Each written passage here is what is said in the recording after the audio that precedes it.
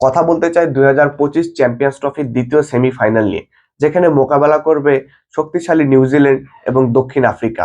দক্ষিণ আফ্রিকা এবং New Zealand one day পরিসংখ্যান যদি আমরা দেখতে চাই, এখন পর্যন্ত দক্ষিণ আফ্রিকা ও নিউজিল্যান্ডের মধ্যে ওয়ানডে ম্যাচ অনুষ্ঠিত হয়েছে 73টা। এই 73টা ম্যাচের মধ্যে 42টা ম্যাচ জিতেছে দক্ষিণ আফ্রিকা। পক্ষান্তরে নিউজিল্যান্ড জিতেছে মাত্র 28টা ম্যাচ এবং 5টা ম্যাচ হয় পরিত্যক্ত। তো এই পরিসংখ্যান থেকে বুঝতে পারি পাল্লাটা কিন্তু দক্ষিণ আফ্রিকার ভারী। দক্ষিণ আফ্রিকা ডেফিনেটলি এগিয়ে থাকবে, তবু নিউজিল্যান্ড ছেড়ে কথা বলবে না। বর্তমানে যে ব্র্যান্ডের নিউজিল্যান্ড ক্রিকেট খেলছে, তারা বিশ্ব ক্রিকেটে রাজ করছে, বা তাদের একটা জয় জয়কার অবস্থা।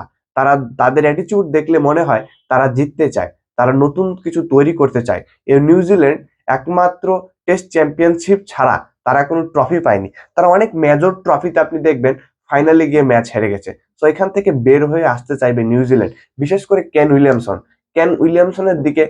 এই মানুষটা অনেক হতভাগা, বা এই মানুষটার একটা ট্রফি প্রয়োজন। এই মানুষটা যদি একটা বিশ্বকাপ ট্রফি ছুতে না পারে, তবে আমার কাছে মনে হয় ক্রিকেটটাই অপূর্ণ থেকে যাবে। আপনি দক্ষিণ আফ্রিকার কথা চিন্তা করুন, তারাও কোনো ট্রফি পায়নি, বা তাদেরও দৃষ্টিকোণ থেকে তাদেরও একটা ট্রফি দরকার। সো এই ট্রফির জন্য লড়াই হবে, কে যাবে ফাইনালে সেটা আমরা দেখার অপেক্ষায় আছি। আজকের চ্যাম্পিয়ন্স ট্রফির দ্বিতীয় সেমিফাইনালে আপনি কোন দলকে এগিয়ে রাখছেন জানিয়ে দিন কমেন্ট বক্সে।